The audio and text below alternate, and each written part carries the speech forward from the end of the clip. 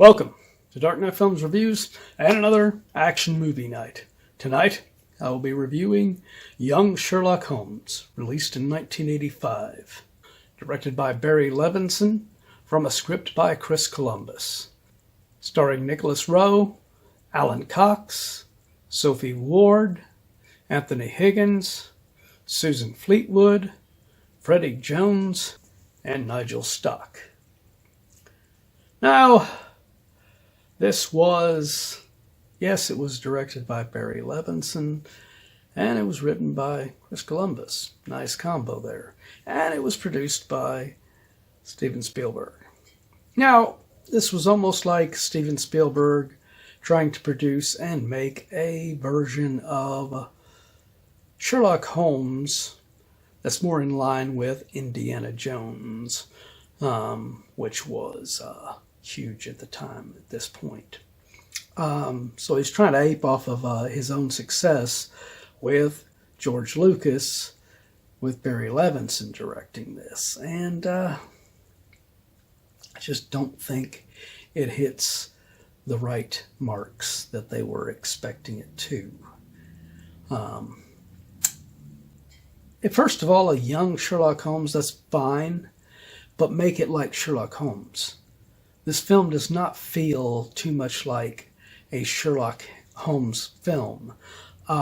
Instead of, him investigating and doing the, sleuthing like he does in the actual books and other media and everything, this makes him more the adventure type.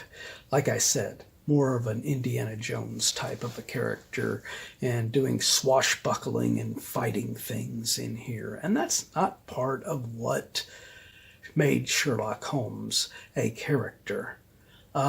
He's not much of a big fighter where you get to see him doing shit like that in any of the movies.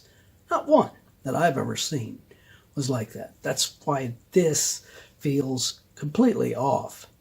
Now, Nicholas Rowe doesn't do a bad job playing Sherlock Holmes, but some of the quirks that Chris Columbus writes into here and Barry Levinson's directing on this toward Nicholas Rowe, it seems odd. Like, for instance, having him start using a pipe in here. It's a young version of him. I get that Sherlock Holmes is known for smoking a pipe, but to give the pipe to a younger version of the character, it just feels weird in here. Alan Cox is pretty damn good, though, as a young version of Watson in here. Ironically, Alan Cox is the son of Brian Cox, another great actor.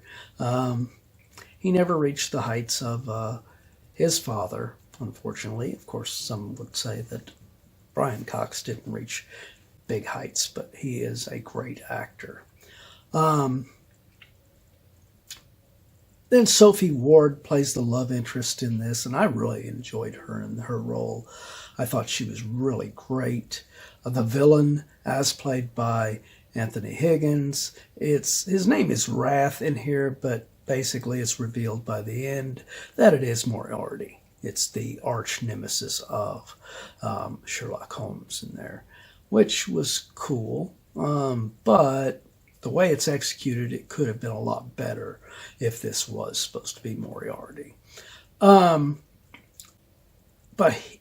having Nigel Stock come back after playing in the Sherlock Holmes BBC series, playing this character of Rupert Waxflatter, the uncle to Elizabeth, Sophie Ward's character, it was pretty cool getting to see him come back and play a different role in here. And he does a great job. He's a cool actor. I've always liked him as an actor, and he's great in this. Like I said, Anthony Higgins is pretty damn good as his villain in here for the most part. But man, did he miss the mark near the end of this film. He has Sophie Ward's Elizabeth in front of him, and he uses this ring to try and hypnotize her. And it succeeds, it seems. It works. And what does he do with her after she's hypnotized? Does he question her and ask her about... she keeps saying, as he's trying to hypnotize her, that you'll never find them. And everything. And then once she goes under, he doesn't even question her. He just uses her in some sacrifice that he's planning on doing. And it was just a waste of, using the hypnosis in there. And you guys know, I like it when it's well done, and it was not very well done in this. It's a great scene. It's a great setup for a scene, but it doesn't play out well for what they were setting up, unfortunately. But yeah, it's an odd film. Like I said, making Sherlock Holmes the Indiana Jones adventurer type, it just doesn't gel well with the character. It doesn't feel right. And some of these supernatural elements in here, it just feels foreign to a Sherlock Holmes film. Sherlock Holmes didn't really veer into supernatural. He was investigating mostly stuff that actually existed and was real and tangible.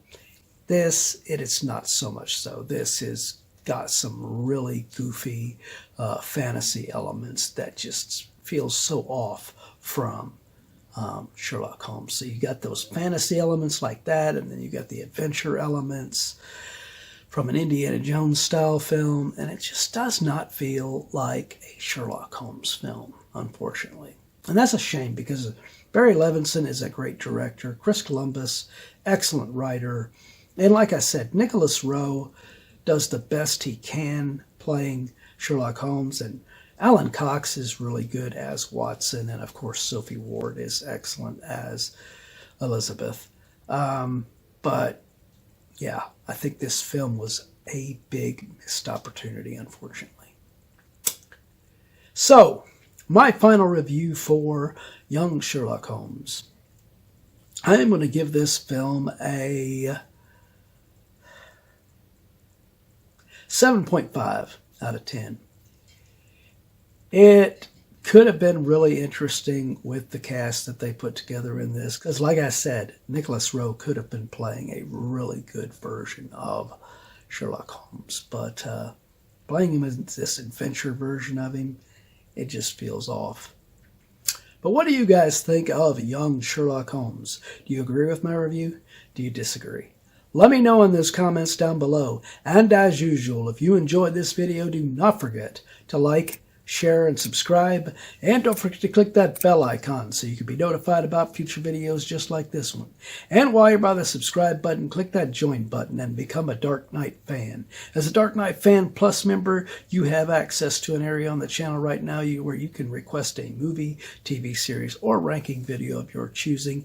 And when that video goes up, it will go up for all Plus members prior to it going up for all other subscribers. So if you want to get interactive and help us to get more reviews on here that we might not normally review on here, become a Plus member. Well, that's it for another action movie night. If you missed last week's action movie night, check out the link above to get caught up on that one. And if you've missed any other videos, check out this down here where you can watch a playlist of any of our action movie nights that you have missed.